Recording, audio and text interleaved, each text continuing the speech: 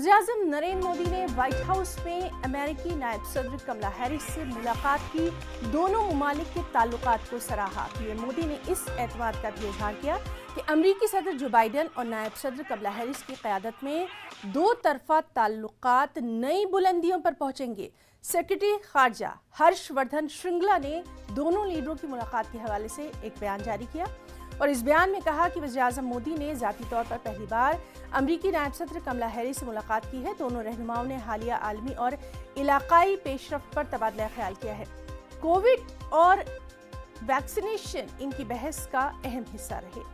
श्रृंगला ने मजीद कहा कि दोनों ममालिक ने मुस्तक़बिल में भी खलाई ताउन, इंफॉर्मेशन टेक्नोलॉजी, उभरती हुई और अहम टेक्नोलॉजी, सेहत के शोबे में साथ मिलकर काम करने पर तबादला ख्याल किया। इसके साथ सेक्रेटरी खारजा ने कहा कि अमेरिकी नायब सदर कमला हैरिस ने सरहद पार दहशतगर्दी के हवाले से पीएम मोदी से इत्तेफाक किया है।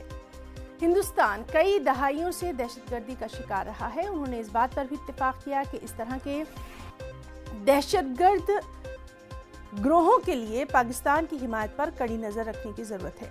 इससे पहले पीएम मोदी ने मारूफ कंपनियों के सीईओ से खास मुलाकात के बाद ऑस्ट्रेलिया के वज़ीर-ए-आज़म स्कॉट मॉरिसन के साथ अपनी पहली सिफारती मुलाकात की। हिंद बहरुल काहिल खित्ते में बाहमी ताउन और हम आहंगी बढ़ाने के अपने अज़्म का इजहार किया।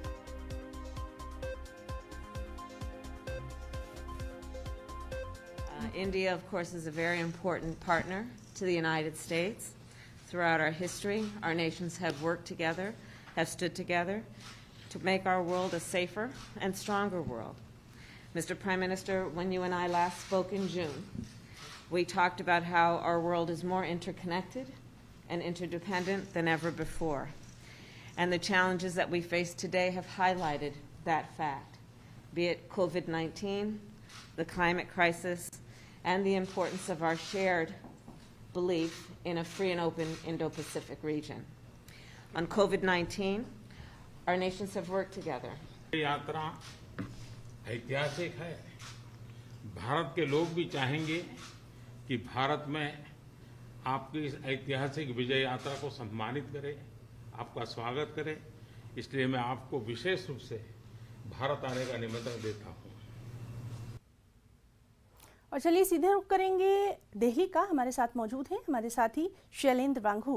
शैलेंद्र, बेहद अहम ये मुलाकात रही है अमरीकी नायब सदर कमला हैरिस के साथ पीएम मोदी की, और सबसे अहम बात ये कि जिस तरह से हिंदुस्तान लगातार कहता रहा है कि टेररिज्म के खिलाफ आवाज़ उठाने के लिए एक प्लेटफॉर्म पर इकट्ठा होना होगा, इसके लिए खास पेशरफ्त तफसीलात चाहेंगे।